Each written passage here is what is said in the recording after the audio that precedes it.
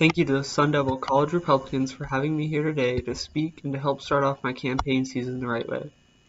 When I got to Arizona State in 1982, things were different. By no means did I ever think I would have the chance to stand up here at the same institution that I graduated from, not only as a graduate, but as the governor of this great state that I've fallen in love with.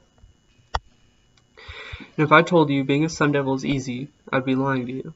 Balancing life between my classes, a girlfriend whom I met here, and of course, going to the games just to watch our Sun Devils crush those cats from down south. But just like you, I struggled through college as a finance student and made my way to graduation. Now throughout my journey as a student, I found several things that I've grown to love. Business and doing what is right are just two of those things. When I graduated school, I had the tools to build my business. When my partners and I started Cold Stone in 1988, it was one of the greatest choices of my life. As a CEO straight out of college, it was a great introduction into what business would be, and now it was time to put what I had used to learn.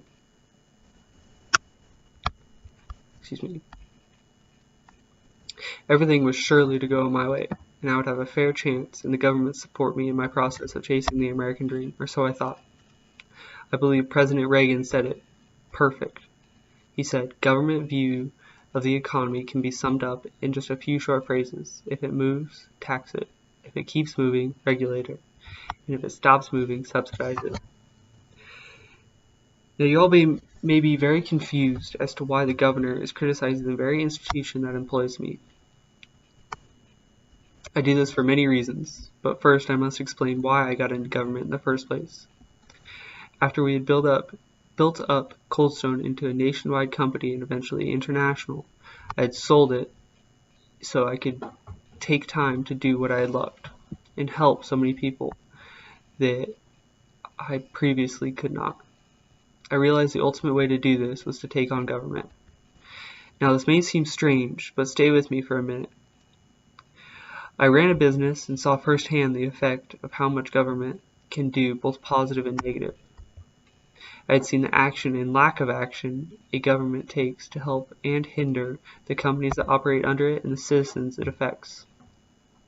I had seen the hurt of so many people who were not getting support that they needed in so many cases.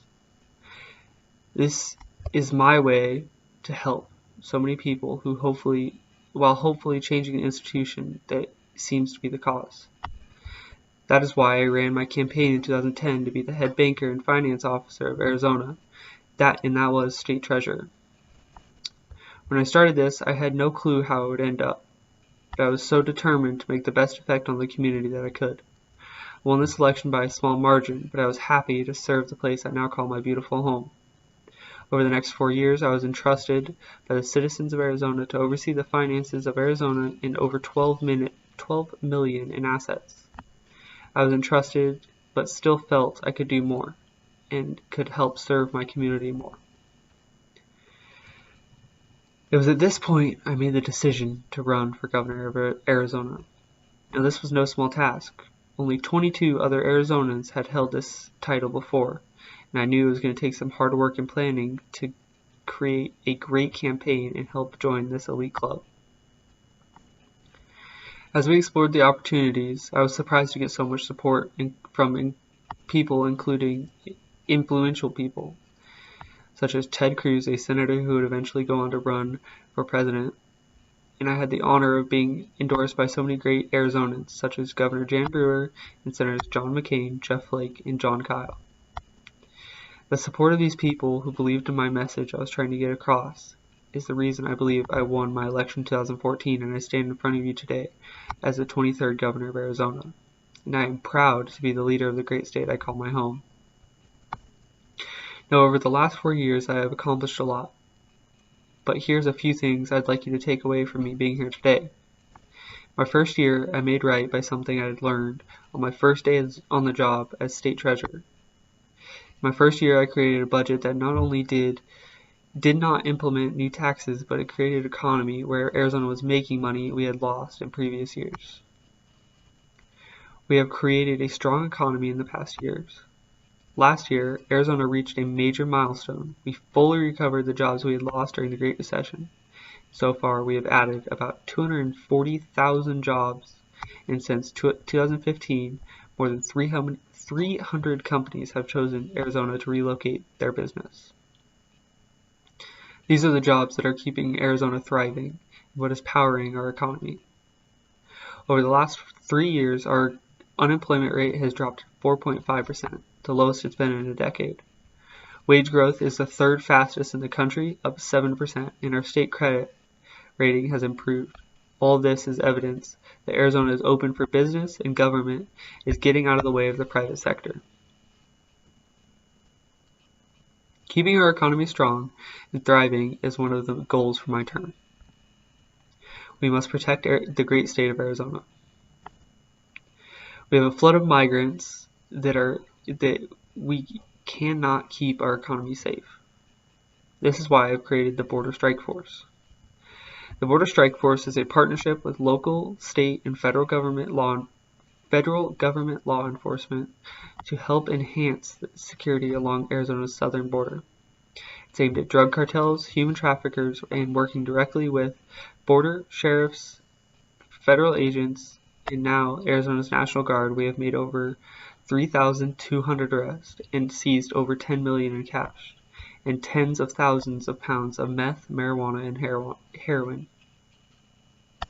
The Arizona Strike Force is on the front line not only for Arizona, but is paving the way for a national border agenda.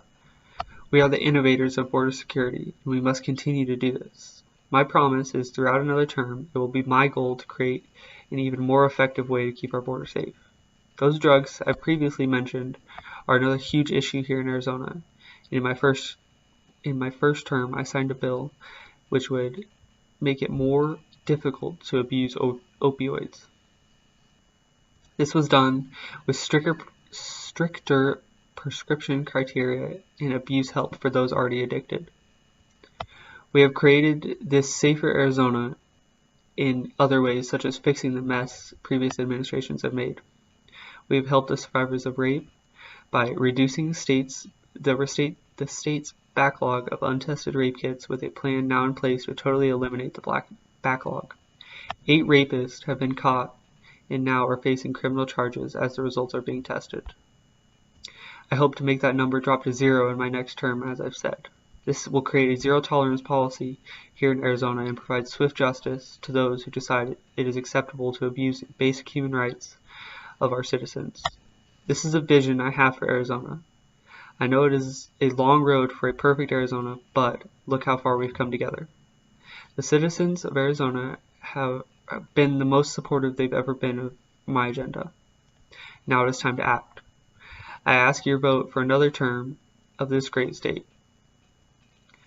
As governor, we will work together to support our economy, keep our border secure, and keep Arizona safe. I hope you will join me in taking the next step of helping Arizona. Thank you to ASU for allowing me to speak, to the College Republicans for having me, and of course, thank you to the Devils for listening. Go Devils.